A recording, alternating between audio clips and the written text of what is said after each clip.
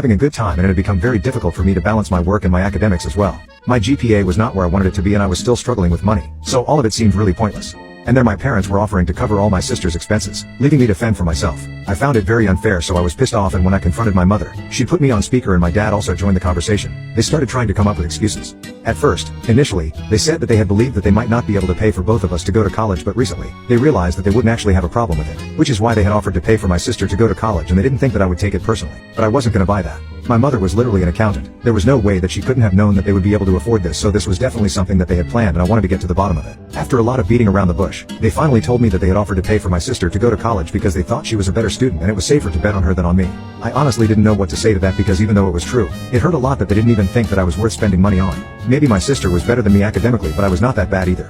I might have been a mediocre or an average student when I was in school, but for them to decide that I was not worthy of being sent to college and having a comfortable life was so hurtful. I don't mean to come off as entitled, but it felt like they were